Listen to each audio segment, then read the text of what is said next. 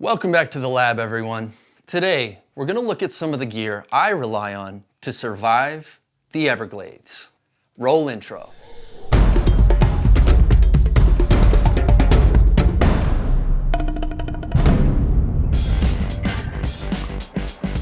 So I grew up on the edge of the Everglades, and I've spent a ton of time out there. Let's be honest, this can be a harsh environment, but it is such a unique and important ecosystem, and I try to encourage everyone I meet to get out there and explore it. Safely, of course. So on the table, I have a bunch of equipment that you will not need. All right, I admit it, I pulled a bit of a bait and switch. Maybe we need a new title? There we go. A lot of people have this impression that you are putting your life at risk every time you wander into the outdoors. That's nonsense. Driving on the expressway is way more dangerous. We put our life at risk every time we drink a soda, or these days, go to the store without a mask. To safely enjoy the Everglades, you don't need a snake bite kit, and you don't need heavy weaponry, or a huge knife, although I'm gonna hang on to this one right here. On the flip side, you don't want to be naive and completely unprepared. I've seen plenty of tourists show up to hike a trail in the Glades during the summer wearing flip-flops and shorts.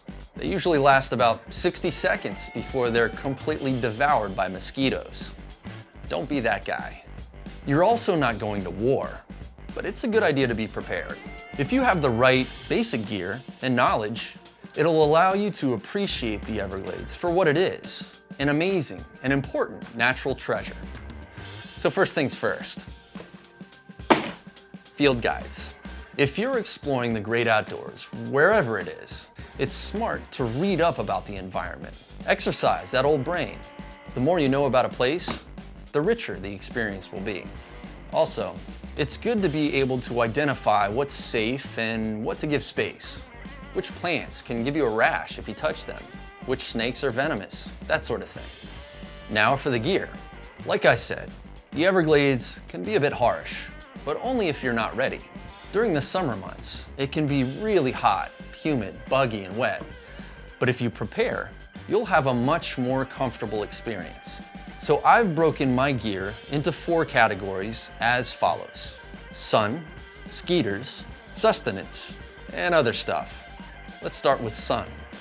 So I'm really white, which means I burn instantly, almost like spontaneously combust if I'm out in the sun too long. So I've learned over the years exploring the Everglades, which is usually always bright and hot, to cover up. That's the first thing I do. Second, use sunscreen and make sure it's highly sweat resistant. You're gonna be sweating in the middle of the summer. You may be waist deep in swamp water. You don't want to apply the stuff and have it wash right off. So, something like this Coppertone Sport SPF 50 is really good for those kind of sweaty, hot, humid environments. First things first, always bring sunscreen. Second, as I mentioned, I cover up. Even in August, if it's 95 degrees outside, you don't see me wearing a tank top and shorts. I'm wearing long sleeves like this. Now, the great thing about today is there are so many options. There are many outdoor companies, retailers that are using technical fabrics that are lightweight, breathable, and quick drying.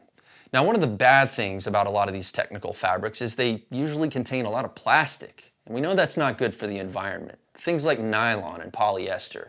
They may be comfortable in the heat, but not so good for the planet. What I'm wearing here is a shirt by a company called Free Fly Apparel. And they specialize in making technical fabrics out of bamboo fibers, which is not only environmentally sustainable, but it also has an SPF factor of about 20.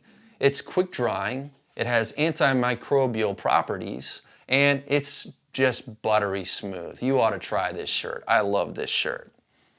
Second, I always take one of these guys. This is a neck gaiter or a buff. It's basically just a tube of fabric. It's got an SPF factor of about 20 or 25. You can pick one up for about 12 bucks. And what this does is it protects my neck. I can pull it up over my face, keep the bugs off and the sun off. It's a great little piece of cheap, essential gear, in my opinion. Finally, you gotta bring a pair of shades. Now, When I bring sunglasses out into the Everglades, I make sure, first and foremost, they're polarized. Now, lenses that are polarized make it possible to cut through a lot of the glare that might be glinting off of the surface of the water. You can see into the water a lot better. The clouds pop. It just makes for a more enjoyable experience while protecting your eyes, which I'm a photographer. I need my eyes to be pristine. This is a pair made by a company called Woody's, and I like these because they're only about 40 bucks, and not only are they polarized, but check it out, they have wood stems. Good for the environment. Not as much plastic. Win-win. Now on to skeeters. Now, this category isn't just about mosquitoes. It's basically lumping in anything that stings, bites, or causes a rash. Mosquitoes are one of the most notorious, infamous, nasty, pain-inflicting residents of the Everglades I can think of. And I've spent so much time out there, I've probably gotten millions of mosquito bites. And it's never fun. So first things first, cover up. Just like sun, long sleeves, neck gaiters, that kind of keeps a lot of the bugs away. If they're too vicious, however, I have some other tricks up my sleeve. One is a bug jacket. This is a simple, probably $30 or $40 bug jacket I got off of Amazon. Bowtack Outdoors. If you really, really need to keep the mosquitoes away, this is a good option. That said, bug jackets, even though they're full of holes, they get pretty hot. They trap the air. You don't get that circulation, and it's really not that comfortable. So usually my option is to go with mosquito repellent. Now there's a lot of stuff out there, natural things with citronella oil and lemongrass and all kinds of weird stuff, but honestly, anything with DEET, especially if it has 30% or more DEET, is gonna do the trick. Right here I got 100% pure DEET. Sometimes it feels like putting battery acid on your skin, but hey, at least you're not gonna wind up with dengue fever or something like that. It's also important to know some of the critters that you might stumble upon in the Everglades. I try to walk cautiously. I'm not afraid of what I might encounter, but the Everglades is home to 4 species of venomous snakes. And for me, the best way to protect myself from a cottonmouth or a pygmy rattlesnake or an eastern diamondback or a coral snake is to be able to visually identify them. If you see that red, black, and yellow pattern of a coral snake, all you have to do is give it a little bit of space. Walk 4 or 5 feet around it, you'll be just fine. I've never had a venomous snake chase after me. That's mythology. Don't buy it. If you are going to places where it's a little more snaky, however, and let's say you're going to be not paying so much attention to where you're walking, but you're looking for orchids up in trees, it's always a good idea to maybe wear a pair of snake guards. I hardly ever take these, but there are a few spots where I will wrap them around my legs, and God forbid I stepped on a cottonmouth. That would protect my legs from being bitten and ultimately envenomated. No fun. It's also a good idea to be able to identify a few species of plants that can give you a good rash. Some of them are pretty common. First and foremost, poison ivy.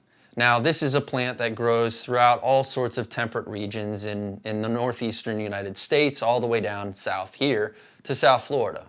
We also have another species of plant called poison wood. Now, this is a tropical species. You're not going to find it outside of South Florida, but it can give you a really bad rash if you brush up against the leaves or get that uretiol, the oil, the compound in those leaves on your skin. So if you can identify the shapes of those leaves, that'll allow you to give them some distance, not brush up against them.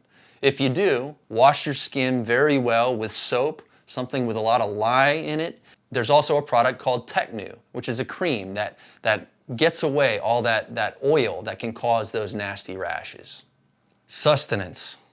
I think I've said it about 15 times already. The Everglades can be really hot. That means if you're outside hiking around in the summer, you can get dehydrated pretty quickly if you're not paying attention. So always bring plenty of water with you out to the glades. If you're really hiking around and doing strenuous activity, you may have to drink as much as 1 liter of water per hour. Don't find yourself in a situation where you're dehydrated out in the middle of the Everglades. That's no good. Now, I will track you down. I will find you if I learn that you are using single-use plastic water bottles. No bueno. You don't deserve to be out enjoying nature if you're not using refillable water bottles like this one. I have about 5 of them that I take with me all the time. And guess what? You're saving plastic, you're saving the environment, and ultimately, you're saving money. You can get perfectly good drinking water out of your faucet or filtering it through a Brita device or something like that. So, again, I will find you. Remember that. Now, one thing that can kill your experience in the outdoors is if your stomach starts rumbling and all of a sudden you find that you are not enjoying nature because you are hangry. So, always bring a snack. I have a Cliff Bar or a Laura Bar permanently in my backpack. Wherever I go, whenever, I always have something there to calm down the roaring lion inside my stomach if it gets to that point. So, sustenance, water, snacks, you'll have a good time out there. Now, on to extra stuff. And I think I'm going to start with footwear. Let's talk about footwear. First thing, again, not to beat a dead horse, but the Everglades is hot. It's always hot. It may get down to the 60s if you're really lucky in the winter and spring months, but if you start hiking around, even when it's cool outside, you're going to sweat. You don't need big, thick, insulated, waterproof hiking boots in the Everglades. Find something that gives you just enough support, but is lightweight and breathable, like these Adidas Terex sneakers. These are what I usually use when I'm just hiking around and I'm not going to get too wet. You're not going to sweat through your socks as much as you would with a big, thick pair of Gore-Tex boots. It's just the right thing for the Everglades.